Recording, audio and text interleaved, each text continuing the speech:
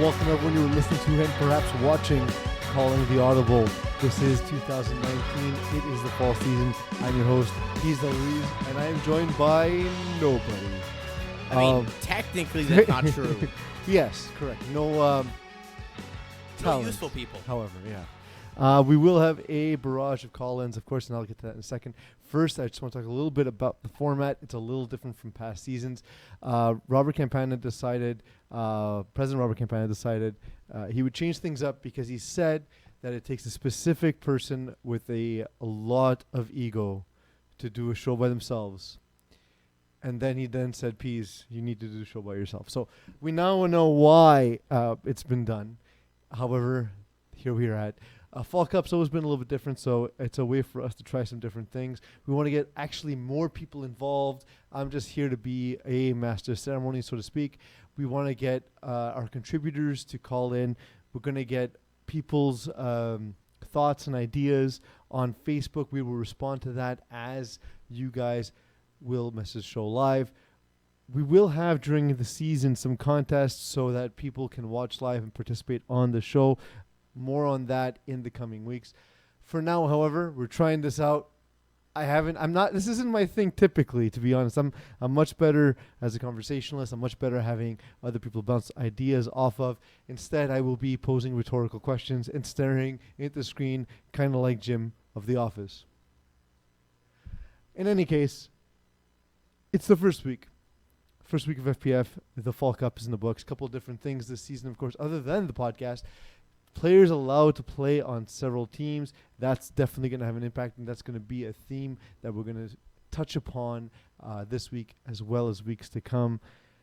And as always with Fall Cups, you get some different rosters. Teams don't return. The biggest example of that, Kevin Wyeth and Montreal's Finest not appearing in the Fall Cup. Marco Mathiotra not coming in, also missing spring. Daniel Lazara not coming in, missing fall. Yeah, so it's a lot of the guys who we consider to be the top guns. There will be Alex an article. Hollowak. Absolutely, Alex Hollowak playing only KTFL. So he's going to give us KTFL updates now and again. No joke, that's actually going to happen because they're nice dudes. What's interesting is I now look at Tier 1 and see a plethora of teams that can compete for the Cup championship. The teams that may have resigned themselves to an early loss, and we're gonna have a look at that with my article this week. The articles are also going to be thematic. So myself and Marc-André Desaulniers will be covering the league on the whole, but rather than producing divisional content, because there aren't divisions in fall, we're going to be producing thematic content. My first article is going to be about the Tier 1 quarterbacks, sort of who rises to the top with, let's say, other than Joe Mayer, if we remove the top 2 or 3 quarterbacks, who rises to the top. One guy rose to the top above Joe Mayer this week, Eagle. Did you see this result? I don't know what you're talking about. Joe Mayer, quarterback of Braves U, found himself bested by lightweight 27-26. Justin Lerner bested him. He threw the last touchdown on a Hail Mary. You're kidding. I am not kidding. Big win for Simon Dagenet, although he did not throw the game-tying touchdown. I mean, that's not surprising by itself. It was a throwback play. Justin Lerner, by the way, has got an absolute cannon. Got the ball all the way to the end zone. It was caught. It was a touchdown. And then Simon Dagenet, to his credit, did get the convert. Braves red zone defense, Braves U red zone defense, nothing to scoff at. Braves U were mad. I do not want to be lightweight in the rematch. Trust me, I would definitely be mad. But this is the impact that we've seen with guys not so much playing multiple teams necessarily, as a lot of the guys on lightweight are just playing lightweight, but this is the impact where you see that some of the top teams in register. So Simon Dagenet is able to pull Chris Meillard, is able to pull pull back a guy like Eddie Lee, pull Isaiah Allard onto the roster. And I look at this team, Maxime Cote is a guy who's a little underrated as well. I like the roster construction. I think it's excellent.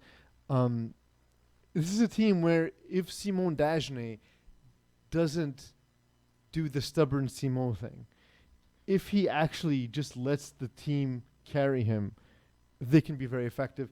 My worry, though, is for those who don't know, the FPF Cup, there's an initial round. You have 4 games. In those 4 games, you then get seeded into the next round. The next round will allow you to qualify for a cup final. However, in this initial round, if you do well, you might find yourself in what we saw Urgence Medzik. If you remember last fall, Eagle, we saw Urgence Medzik having to jump up, and a team like Diablo's having to jump up, compete against Division 1 talent. I think we may see that with lightweight. If we look ahead, they have ahead of them 2.5 Dans, which, to be fair, they always struggle against, but a team that's not completely unbeatable. At worst, they're on par talent-wise. They have Run and Gun ahead of them, and that's a team that's got Anthony Van Dram, that's got Corey Pecker, Justin McLean, and finally, Dead Prez. Dead Prez, by the way, pushing Urgence Medzik to a 1-point loss in the first game of the season. So there's a lot of winnable games. I can see a scenario here where lightweight now goes 3-1 and ends up in the group of death in the highest possible bracket. But then again, you kind of do want to end up at that upper division, right? I mean, you don't really want to finish in a point where you're not going to make playoffs. So you kind of do want these wins early on. So, but this time around, Eagle, just for the folks at home, so the next round, the tiers will be divided into 2, right? Each tier will be divided into 2. And then you're competing with everyone from your sub-tier. So each sub-tier, let's say in Tier 1, will have how many teams? 4? I have it written down. I got to go grab it. And then in the past, there'll be like a single play-in game for the cup. Is that still the case? More or less, yes. So we'll take a look at but that. I'm saying Tier 1. Tier 1, yes. Just start with Tier 1. Again, we're going to do this tier by tier. This is the first week. We recognize this is where a lot of the people get their information. Although a lot of the guys from Tier 1 tend to already have it by close proximity to guys like me, guys like Eagle.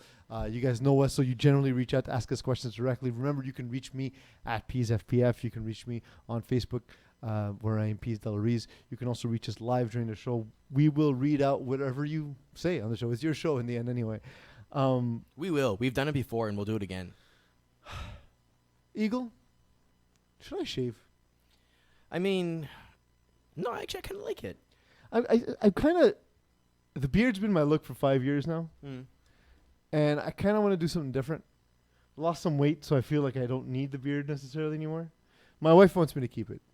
So I'm curious. I mean, right there, you've already made your decision, right? Oh, yeah, absolutely. And her birthday is Friday. Oh, so you have birthday week? It's birthday week next week. Don't bother me. I'm going to be busy because birthday week results in Peeze getting birthday sex. And that's all I need. So I'll be very busy. I'll be occupied. I'm not coming to any FPF meetings. Don't bother me. Put this on a poll. Should Peeze shave his beard? But you realize we can't do polls every single show, right? No, this is the one. This is the one for the week. Okay, so Should that Peeze also shave his works. beard? I'm legit curious. I want to know. We'll ask our first guest, Rob Campana. We're going to get him on the line, and we're going to talk about all things FPF before I get back to some of the teams. Hey, Rob, how's it going? It's Peeze calling the audible. You know, your show. I know who it is. Hey, Paulo, how's it going? Good, buddy. How are you? I'm good. We were just talking a little bit about the differences this time around in fall as compared to last year. We mentioned guys can play on multiple teams. We mentioned some of the quote-unquote top dogs not registering for the Fall Cup. And we talked about the format a little bit. We're talking Tier 1 at the moment. What are your thoughts, Rob, seeing, obviously, you want everyone to return and enjoy the FPF experience, and for the most part, people do. But you see a season where we don't have Kevin Wyeth and Finest. We don't have the D-Boys. We don't have Marco Masiocha. We don't have Dan Lazara signed up as quarterbacks. Sort of the 3 of the best 4 quarterbacks in FPF aren't there. Do you think this is an interesting opportunity, or do you think it's a lost opportunity for teams to not get their shot at playing the top dogs? Yeah, it's a good question, Paulo. I mean, look, in the end, we always hope that the likes of Kevin and the others that you mentioned take part in our seasons. Obviously, they're the quarterbacks that are the top dogs in this league, and other quarterbacks measure themselves up against these guys. So the strategy with the way we set up the tiers this season, and obviously it was met with some hesitancy, we'll say, from some people, was that we allowed any quarterback to throw. So we never want to do something, guys, where we limit the top tier with a quarterback cap so that some of our top quarterbacks can't throw, because if you put yourself in Kevin's shoes, he's a gamer and he wants to play. And if you tell Kevin, like, look, you're basically disallowed from throwing the ball this season, even at the highest level, that's, to me, that's kind of dirty, So what we did is, that being said, though, unfortunately, and like I mentioned to Kevin and some of those other guys is, in the end, we're running a league trying to look out for the greater good and trying to attract as many teams as possible. And one of the issues we had in let's say, the last two FPF Cup seasons is that there's a very small amount of elite quarterbacks. But at the same time, you don't want to have a tier 1 with 3 teams, right? It's not fun for those top dogs. And so we kind of funnel some teams up. But what tends to happen is those teams that are funneled up to play against Kevin and Jonathan and Marco and Daniel and all those guys, when those guys have their best roster available to them, it kind of makes it frustrating for the other teams to go up and feel like, look, Rob, we want to play, but we don't really feel like we have a chance to compete. And everybody wants to start a season with at least a hope that they can compete for the top prize in their caliber, their tier, their division. So we decided that a happy medium this season was, we don't put a quarterback cap on the top tier, but we put a pretty restrictive team cap. So the likes of Jonathan and Kevin and Marco would still be able to throw the ball, but they wouldn't be able to do so with their usually stacked Division 1 team. So that was basically the idea behind it, to try to cater to both the top dogs and the kind of the middle of the pack guys that were coming up trying to compete. And what's interesting is it's something that a lot of the highest division players complained about, but I want to play with my friends and so on and so forth, which obviously everyone wants to play with their friends. But for sure, it's the same group of people that in the past have complained, we need more teams in top divisions and so on and so forth. Guys have complained to me about it. This is the way we get there, though, because in the past we've seen guys like Vinny Galano who haven't felt comfortable throwing in the highest divisions because they couldn't recruit the talent to compete. Vinny Galano not throwing in this season. We saw Simon Dagenet dethrone Braves U on the last play of the game this past week, and that happened because he had access to guys like Chris Miard and Isaiah Allard that may not have been available if there was no cap. Maybe they choose not to play with him. Maybe they choose to play with Montreal's finest or whoever else. And one quick point, Paulo. Or Alex, and by the way, we forgot Alex Holloway in this whole conversation. Didn't do that purposefully. Yeah. So no, well, just to say, another example is if you look at Braves U, obviously Jonathan Maher is arguably the top quarterback in FPF. He's shown that over the last couple of calendar years with what he's accomplished. But basically, Jonathan was able to register his team this season, but he wasn't able to, basically bring in all the top dogs that he's had access to in Division 1 or Division A. So what's nice to see is that a guy like Simon, as much as we poke fun at him, who's been, a legitimate Division 3 quarterback, feels like he has a chance to come up and compete against Jonathan. And that's exactly it. He has access to one or two of his guys from the Braves. But to his credit, Jonathan was able to go out and recruit some lesser known players. There's also two girls playing on the Braves U team, so credit to those girls. And so it kind of balances out the playing field, and because of it, we're able to basically put product on the field where a team like Lightweight feels that they can compete with Braves U, and as we saw this past week, they absolutely can. And we actually was there for that game. I saw Laurie Beauchamp, for example, had a huge contribution. She had 6 catches. And Constance Miller, of course, we know from her time in FPF co-ed championships. These are decorated FPF players, although they're female, not players that could have been taken lightly in this game and weren't. What's your opinion of the Fall Cup in terms of how it's evolved from the first season, where we kind of put it together ad hoc with a couple of ideas? Last season we sort of refined it a little bit, and now we've come sort of not full circle, but we've continued our progress to where we're at now. Yeah, no, it's well. Look, Paul. A lot of the people in FPF know that yourself and Alex and Simon and GM. We kind of we tend to have quite a few war room sessions as far as game planning, seasons and so on and so forth and formats. So in 2017 we kind of had the preliminary / qualification round concept. We had some gimmicky stuff that some people liked and some people really didn't like the spread with bonus points and all that stuff. I like the spread because it was going to lead us to gambling. Which of course, that's it. Sean Avram was rumored to have an underground ring going, but it's we haven't heard much of it. I would say if you made a top 10 list of underground gambling rings, Avrams was 11th. They The seem joke to that find keeps themselves on in giving. that Yeah, spot. we got to keep That's it right. alive at all costs. You got to keep it alive at all costs. So last year, the thing is, and actually, Paulo, you played a large part in introducing last year's format, which I think was a step up in many ways from 2017. But the negative feedback that I got from last year is because what happened is we didn't really divvy up the preliminary round and qualification. Mhm. So what tended to happen, there was a lot of good in that. Like some people preferred obviously to have their schedule mapped out at the beginning of the season. It's easier for planning purposes and so on. So that's definitely was a positive. And the way teams were divvied up was also a lot better. Was less gimmicky. But what happened is that last year's FPF Cup, the feedback we got, at least I got personally, was that it felt a lot more like a regular traditional season. And I think people like the idea that, especially for our diehards in FPF that play winter, spring, and now fall all year round, it's nice to kind of feel like they're participating in something that's a little bit different than what they're used to in the other 9 months or 8-9 months of the year. So this year we kind of reverted back to like trying to find the best of 2017 and 2018. Mm-hmm. And Simon Dajna played a large role too in the format this year. He came up with some great ideas, and the final model was essentially his. And so let's just hope his formats are better than his passes, and and we'll see. Hopefully people like this newest version. In the end, we're always trying to find the perfect fit. So in Rob, no way. Is the Go ahead, highest sorry, cash prize we've ever given in a tournament? Yeah, absolutely. That being said, it's the highest cash prizes as far as the purses that we're giving out to teams.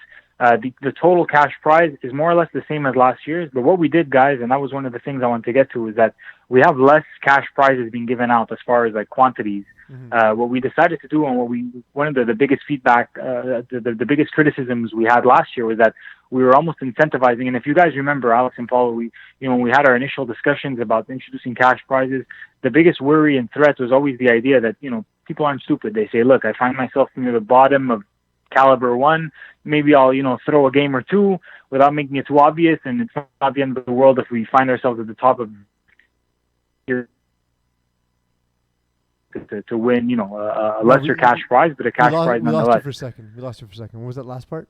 Oh, sorry. So we said we didn't like the idea that people had the chance to kind of play the system and drop down to a lesser tier and put themselves in a position to win some money, kind of gaming the system. So this year that option doesn't exist. You basically can't drop from one tier to another.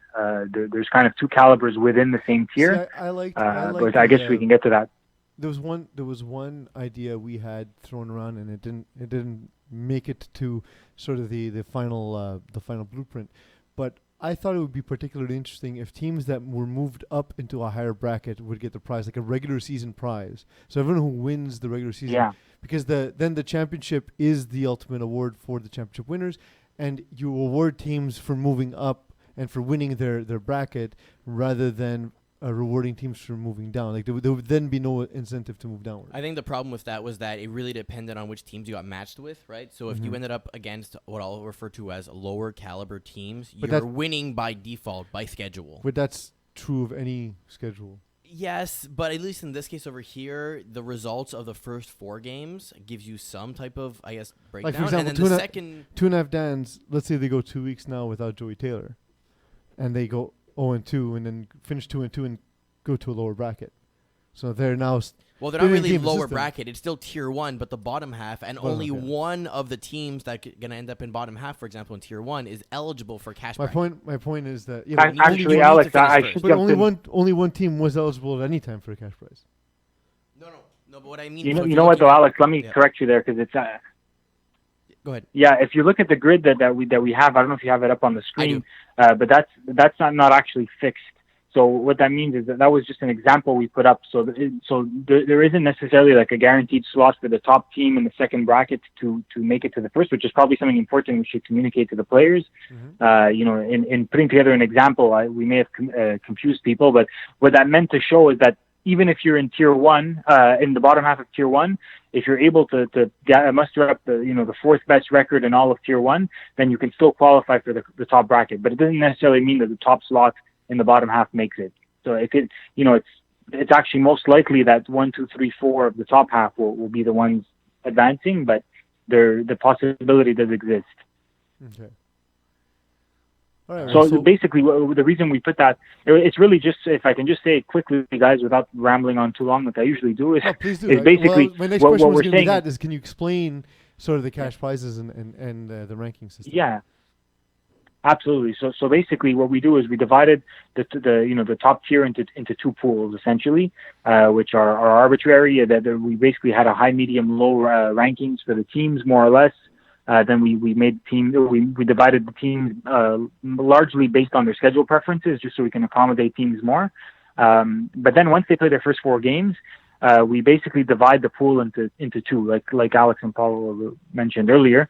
So basically so in tier 1 there's 12 teams. So very simply put, the top 6 end up in the top pool, bottom 6 end up in the bottom pool. But then what happens is we schedule your next 4 games against teams strictly in the same pool as you.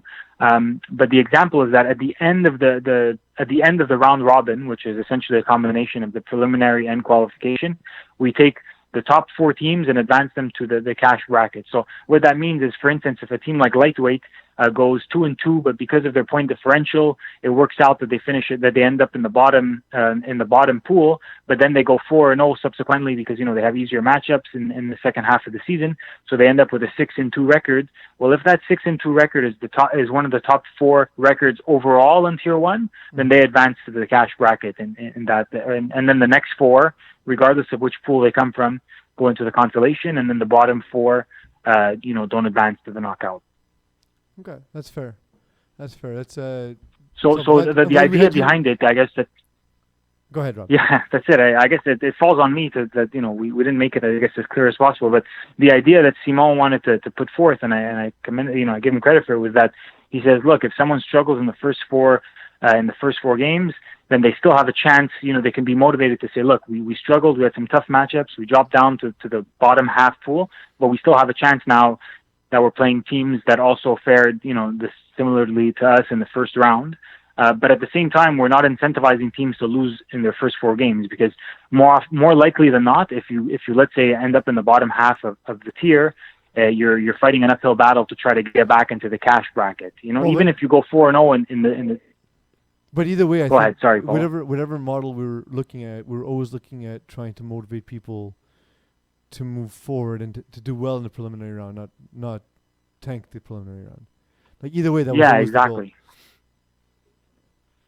Absolutely. And in the end, if someone tanks in their first 4 games to get into the bottom half pool, and then they do well there, well, it's pretty much, it's unlikely that they'll be able to make it to the top 4 overall, especially in the bigger tiers like tier 2 and tier 3, because there's just so many more teams. But they'll still advance to make it to a knockout round, most likely. So they'll get a chance to play in a bowl game. They just won't be able to win money. So Simon and I, our philosophy was, most people, their end goal is to try to win some money. So, we doubt that anyone's going to try to tank it in the early half of the season. Yeah. And again, I think we're addressing a minority issue as well. I don't think that was happening particularly often to begin with. Rob, so a couple of quick questions here. One, you were at the Lionhearts game, and I can't tell if the people what happened because we had a terrible scorekeeper that game. His name was Robert Campana. I used to refer to myself as the Cadillac of scorekeepers, but I've quickly become the Fiat of scorekeepers. The 1980s Cadillac of scorekeepers. So Rob. Yeah, that's right.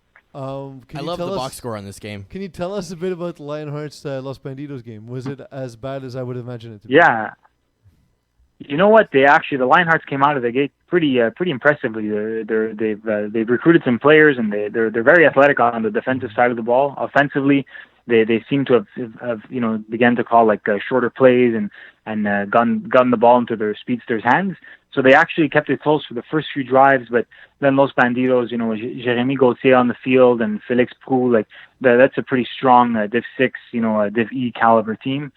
So they kind of tended to pull away near the end. But the Lionhearts, they showed some resolve all game, and they put up, I believe, a score at the end of the game.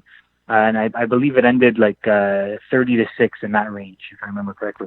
Was Chris Rose at quarterback for Lionhearts, or was it Emilio Greco? They actually brought in, it was neither of them. They brought in Matthew Vertulo to be the quarterback, who played a few seasons back with another team. And then he actually was replaced by another player on the team who I'm sorry I don't remember his name, but he actually performed pretty well in the second half of the game. Well, we'll get it as soon as Corey Wawowski syncs the score to the website. Rob, Yes, thank sir. you for that. I have one last question before I let you go. You are famously a Pittsburgh Steelers fan. I want to know, now with the allegations against Antonio Brown, do you think him and Ben Roethlisberger finally have something in common? I won't throw my boy Big Ben under the bus like that. Come on, Paul. He's. I hope the allegation. You probably wouldn't do that without his consent, right? That's right. Exactly. That's the key word, consent. Thanks a lot, Rob. I'll pretend like my phone is cutting out and just kind of hide away from the rest of it. Always a pleasure. Thanks, guys. I love making you squirm. Have a great day. Same here. Good job. Did he say that he likes when I make him squirm? Or? Exactly. Yeah. Okay. All right. That's fair. All right. Well, at least he said squirm. At least it's consensual.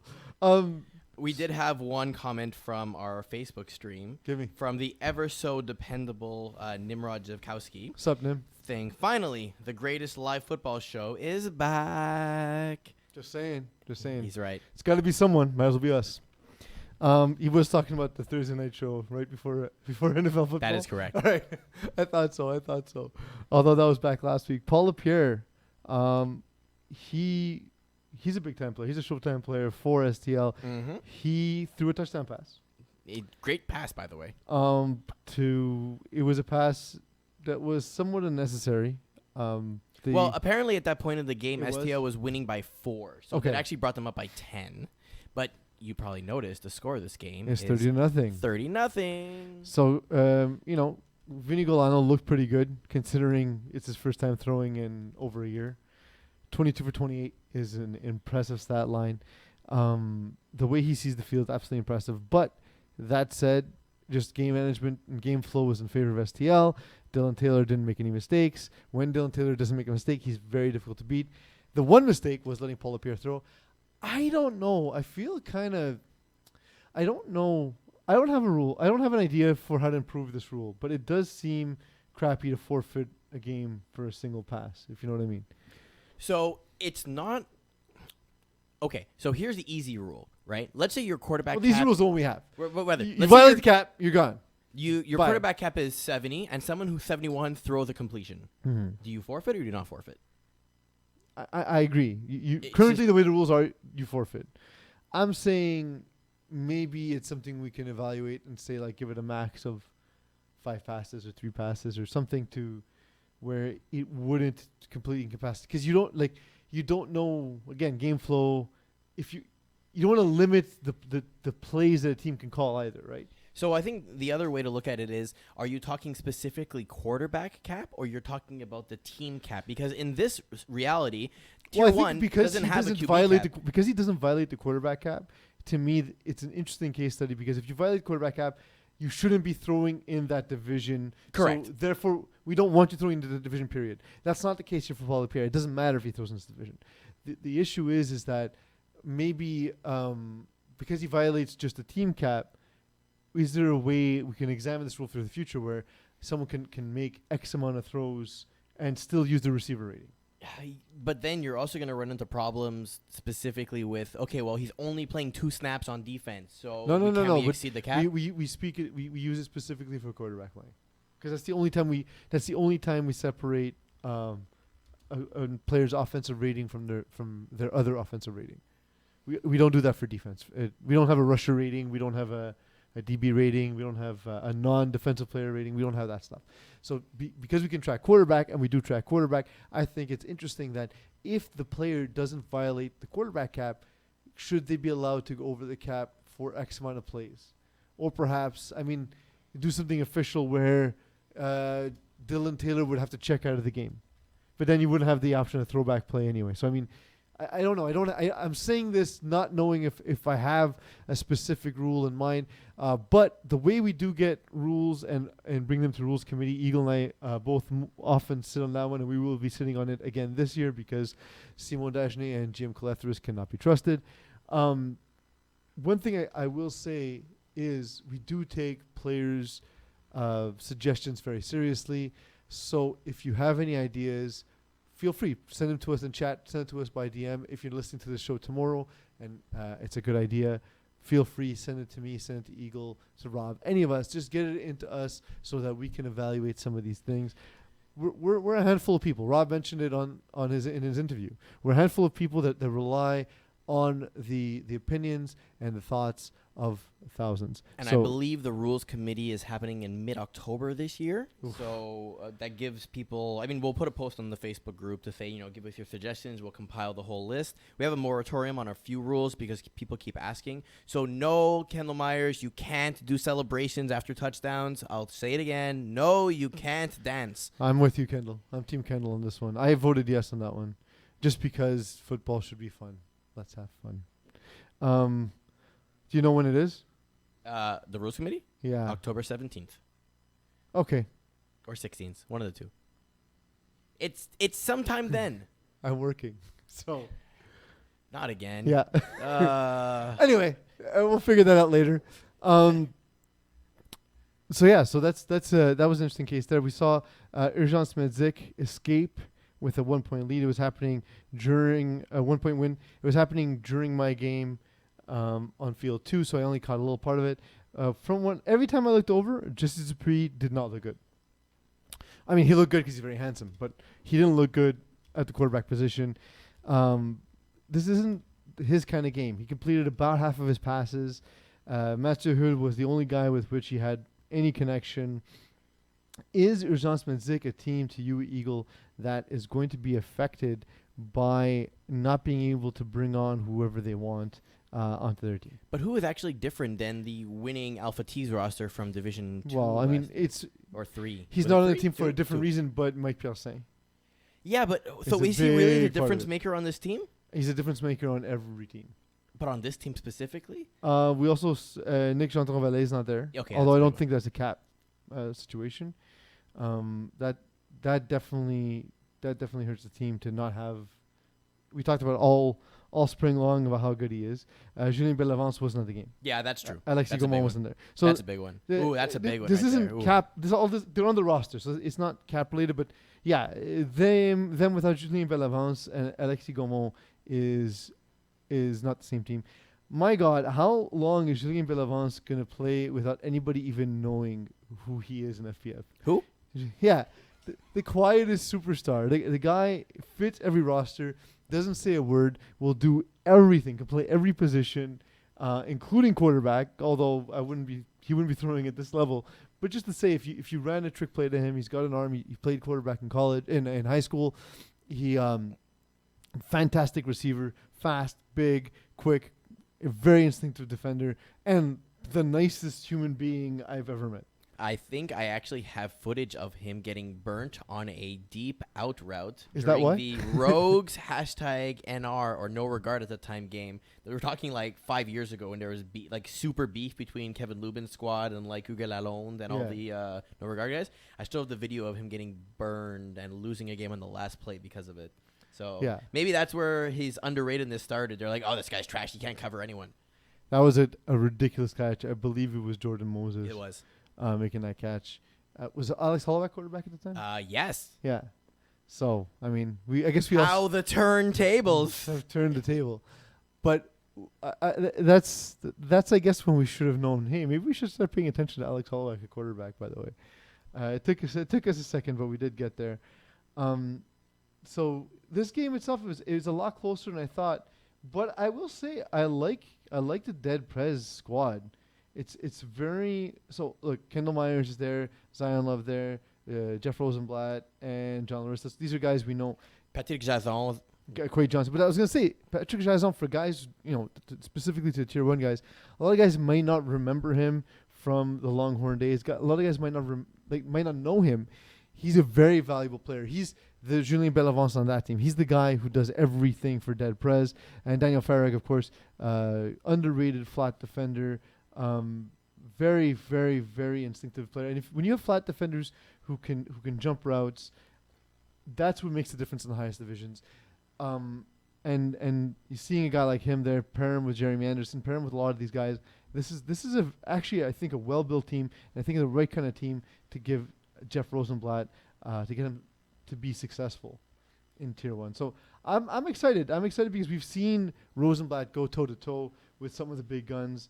We saw him beat Kevin Wyatt's squad in the springtime. Now we get to see him as time's going on. He's recruiting better and better talent. So I just I'm like the battle here. So Corey Pecker is playing for Run and Gun, right? And he has Travis Moses and Justin McLean and Anthony Valderrame. And then, of course, this team over here, Jeff Rosenblatt, Kendall Myers, etc. So basically, it's like a hashtag Team Corey or hashtag Team Jeff type of situation. It's pick your allegiance and, okay, I'll see how it is for winter. All right, I'll call you up. Hashtag in our Civil War. I like it.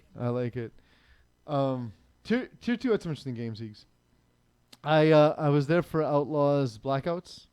That was one of the less interesting games, unfortunately. Why? What happened? Or what didn't happen, rather? Blackouts are a Division 6 team. Division E moved up after... did they win the championship in spring? I was on the call. I should remember, but... You probably should remember. I'm not getting younger. But I believe they won the championship. Either way, they played in the championship Division E. They took on Outlaws. Outlaws have always been a strong Division 5 team. Stephen Harpersod is about as good as he gets. And he just picked apart their defense.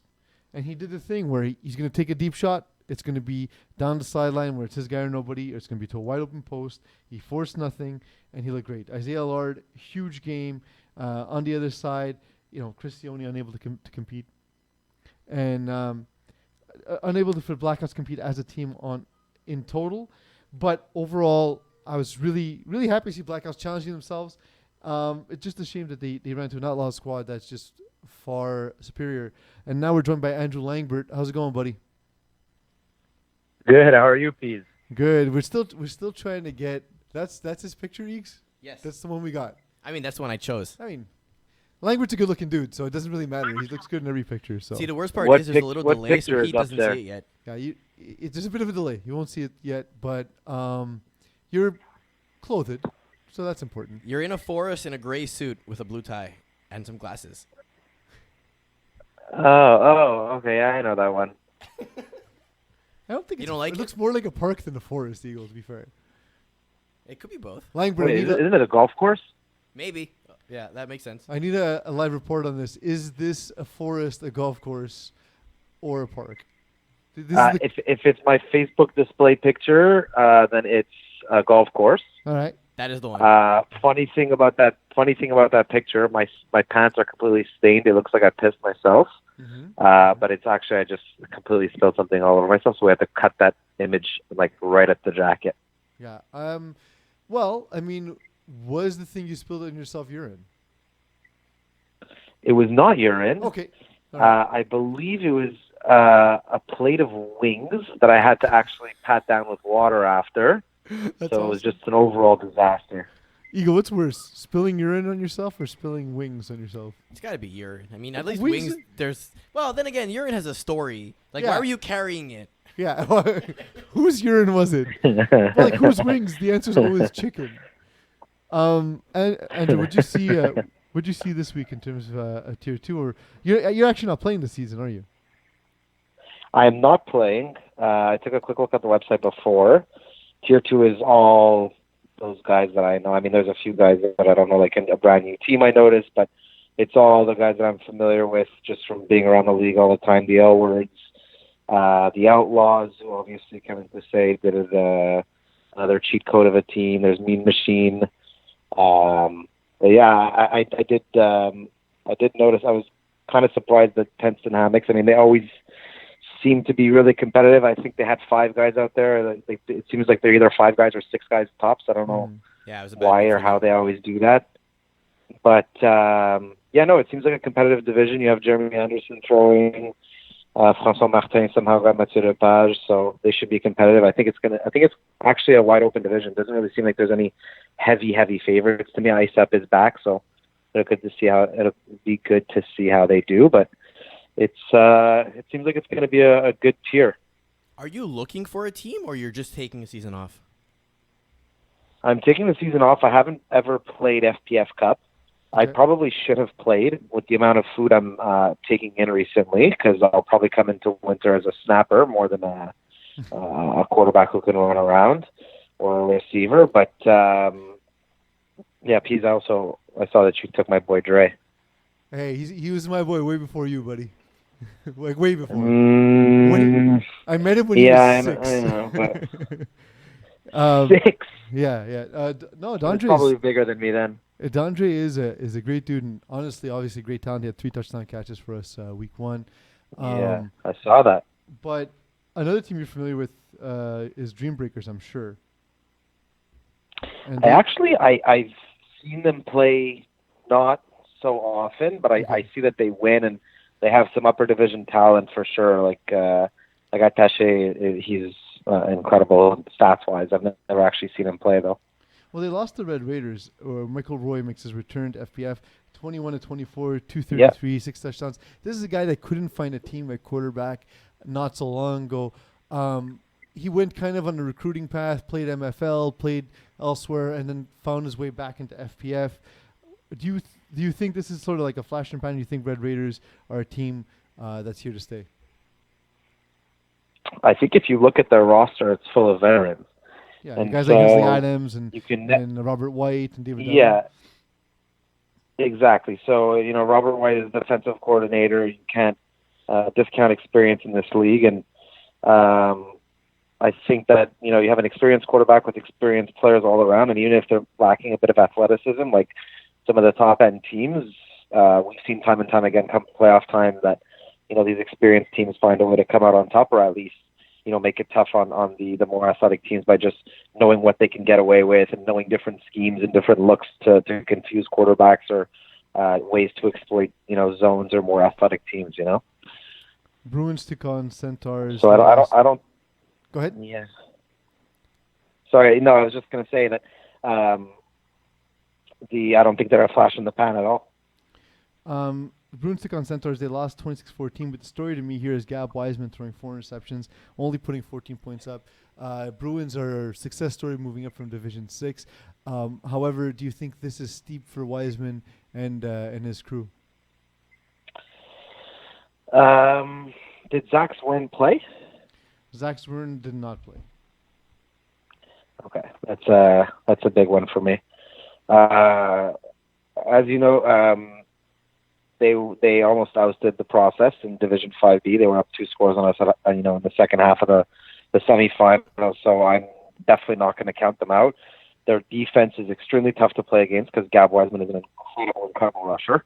Mm-hmm. Actually, they have Ryan Reedy on the squad, so I'm not sure who's actually rushing. Yeah, Wiseman got the sacks, either way. Yeah, either way, like the other option's a Hall of Fame either way. rusher.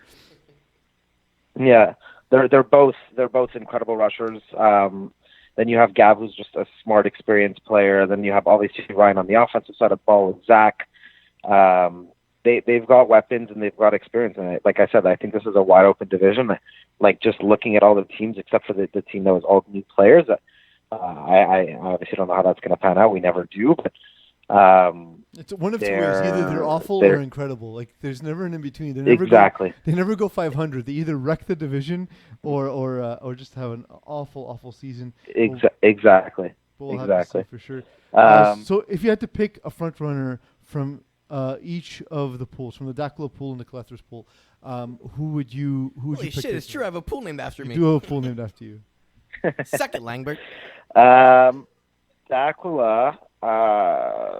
I'd probably have to go with Ice Up, okay, or Bruins, and I think there are teams that can definitely challenge them for that. But come playoff time, these are the teams that are going to be really hard to play.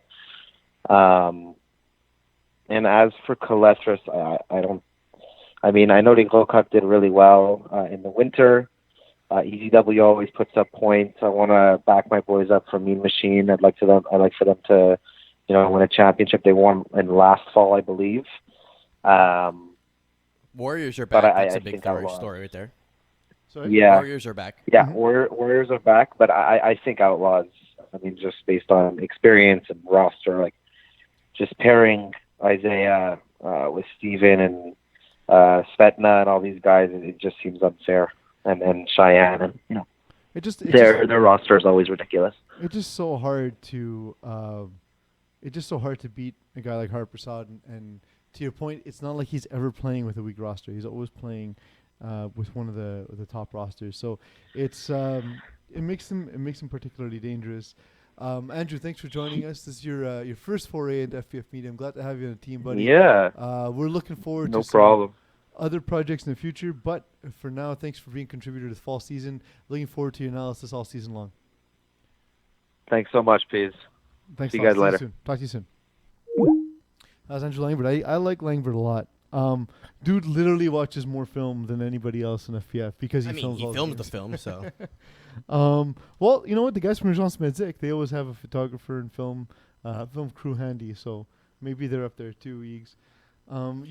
You mentioned Warriors, and I'm happy sad they're back. They're a team I've always had sort of like a I consider a friendly rivalry, whether they do or not. If they don't, they take life too seriously. But I was actually happy to see them win their first game. They took on Tents and Hammocks, and I don't know if this is the entire Tents and Hammocks roster. It can't be. They're 5 people. Then they're missing somebody. But what I will say, looking at Tents and Hammocks, is that this is the team that's quarterbacked by Danny Aylward. This version of the team struggled last fall, and the biggest issue was Danny Aylward needs to be able to use more than 2 receivers. And once again, we see 15 of the 16 completions going to Alex Joltepuf and Danny Aylward. So that's going to be problematic. If you know it's coming, you can minimize it. I'm not saying you're going to stop it, but you can minimize it. But then again, you're missing a full body on the field. Oh, yeah, right? Of course. So. But I'm saying even if there were 6, I don't think offensively they would have looked any different.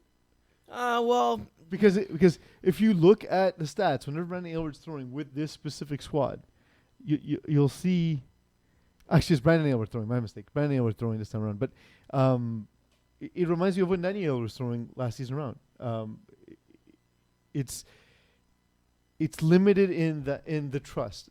He doesn't seem to trust a guy like Sacha Guerrero. He doesn't seem to trust like Massimo Canucci's on the team. Massimo Canucci's a very good receiver. We've seen him play with DGC. How does he have no catches in this entire game?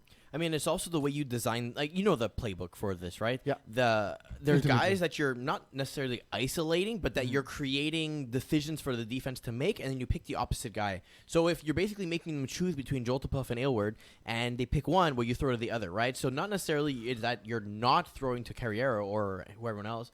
It's just, well, no, the play's designed for one of these 2 people, so you ask the defense to pick, and then they pick. Unless they double team you because you're only 5. Well, not only that, but if you sort of go aggressively, 2 low, 1 high in the middle, and then your outside guys drop, and now you're cheating to the flood side every time. That's sort of like the thing teams have picked up on that make it difficult to run the system unless you use all 5 pieces. And that's something that I think Danny Aylward learned last time around in fall. I think that's something we've seen Joey Taylor learn in his experience in FPF, and I think now Brandon Taylor has to learn that lesson as well and has to make that adjustment. Although we will see it now with 5 players. We will see, with 6 players. Once they get their entire roster, we'll see if that improves. But in the meantime, Michael Solomani he's back. Dude got married. Congrats, by the way. Mike looked great. Mike looked like Mike, just chucking deep balls. Stefano Solomani. Well, what I really like about this is that Solomani, everyone has receptions, right? Yeah. It's not just a Solomani show anymore. No, but it hasn't been for a while. And what's interesting about Stefano Solomani is just the percentage of targets that are touchdowns is absolutely incredible. The guy has so many touchdowns per game, so many touchdowns per catch. It's absolutely insane. He's very talented, and he's able to make plays, and there's a sort of a backyard component to him and Mike, and the way they play the game together, just by virtue of being brothers, I imagine that makes it that way. Any game pique your attention, Eags? In tier 3, there was one that caught my attention. Which one? Your game. Ugh. What was the score in that one again? So it's not often that you lose a game where you intercept the opposing team 3 times. And it's less often that you lose that game 25-0. So One and Niners, previously Fille du Roi. Who went 1-9? 1-9. That's the joke. Added Kevin Donnett and Andel Thomas Gordon. And we decided to go with Alex Dubé at quarterback. And I sympathize. I sympathize because this is an incredibly difficult league to learn in. Trailer Park Boys are a very good team. Antoine Meunier, since he's taken over at quarterback, has taken this team to another level. They add a couple of pieces from previous seasons as well, and this is probably the best version of Trailer Park Boys we've seen. That said, Antoine Meunier, you need to learn how to read shoots, man. Like, that's the second half. That's all we did. Hit me up, send me a message. I'll show you what we did, and I'll teach you. I'll teach you how to get around that, because that's a higher division concept. You played against a lot of guys who have Div 3 and upwards experience on the defensive side of the ball. So, honestly, great job nonetheless, because look, they still put up 25 points despite turning the ball over 3 times. Although they're still +3 in the turnover category. Yeah, they did get the 3 extra possessions. But I like the team, especially the red zone defense. Red zone defense, they have a lot of quick guys. They can play man. They're tall. Each of them they're all like 6'2", 6'3", so throwing over them in lanes is difficult. They're a tough matchup. I don't know if I would have thrown. I don't know if we would have won that game either. Zubair's learning. He's learning, and he's going to be the quarterback moving forward, because the way the team's constructed, yours truly is there to play defense, is there to work as a receiver, and we would not fit the cap if everyone was there and I was throwing. I also love how Meunier threw 2 completions to himself for 10 yards, apparently. He did not. We had a new scorekeeper that game. Antoine just sent me a message, and I... Oh, wait, no, that was Alexandre Meunier, dude. Oh, I'm sorry. Come on, man. I can't read. Come on. There's a lot of Meuniers on that team, to be fair. Honestly, I'm happy for Trailer Park Boys. There's not a nicer group of dudes, and I'm happy to see them so successful, considering how much they struggled in their first go-around. I don't understand Voodoo, man. Because they actually won a game. Because sometimes they suck, and then sometimes they really don't suck, and it's basically the same roster, and not a lot else. So we do know Frank K, the captain of this team, was doing heavy recruiting on the Facebook wall. Yeah. He even reached out to the league for like, hey, can I get a list of people who have like defensive rating less than this and offensive rating less than that, who aren't on a team? And we were like, well, calm down. Like, okay, we're not doing this work for you. He's like, oh, come on. So he ended up getting somewhat of a list that he could work with, and seems to have paid off. Well, so I will say this. Frank K is throwing in a division he's entitled to throw in. I think this is too low competition for Frank K, but you know what? He struggled, so he got sort of demoted, and now he's playing in that in tier 3. This tends to happen, Eagle, when we shrink the pools. So like a guy like me throwing in tier 2 is difficult because it is also Division 4 where I've never thrown, but it's also Division 5 where I've thrown in. Frank K is throwing in Division 5 where he's thrown before, but he's never thrown Division 6. And so he's got the inverse issue where he might be too strong for that division. I just think the problem with Voodoo is not the talent, it's the consistency, right? Like you have games where they show up and they play great, and other games where it's like, well, this isn't the same team I saw the week before. I would say the biggest problem with Voodoo is defensively, they are 2011 FPF. They're static. You know exactly what they're doing every single play. And if you are an experienced quarterback with an experienced FPF playbook, you will tear that apart, because we're not at that point anymore. I wish I knew then what I know now about FPF. I'd be a much more decorated quarterback, because FPF's gotten so hard even at the lowest levels. And it's evident when you go see other leagues, when you play in other leagues. It's not they're not as organized. I know we have a guy on one of the Niners played in Scotland. Barnsley is his last name. Can you give me the name, Eags? Sorry, yes. Dude. I know you're on my team, but I just met you on Monday. Martin. Yeah, that's it. Martin Barnsley. Good dude, but he told us like in Scotland they basically only play man and cover 3. ever. The thing is that we've had to evolve because guys come back and play quarterback for years and years and years, and the main reason why Joey Taylor is in the Hall of Fame is he created a system that would tear apart any static zone. In the higher divisions, we saw it, of course. Kevin Wyeth famously with triple slants, flooding a short zone and making you have to make a decision. Remember when 4-1 was all the rage, and then people discovered the center? I loved. By the way, before teams stopped playing 4-1 uniquely, my God, I used to love those 40 and 50 catch seasons. Thanks for the 600 catches 4-1. But in all honesty, yeah, like I remember 4-1 was like we would show up at a game in Division 5 and when we first started and we'd be like, oh no, they play 4-1, and it was like, oh well, this is going to be a shitty game, and just hope for the best. And now if a team plays uniquely 4-1, they're going to get torn. They're going to get torn up, and teams don't do that anymore. Teams, even if they're in that base concept, they do a lot of shoots, a lot of rotations.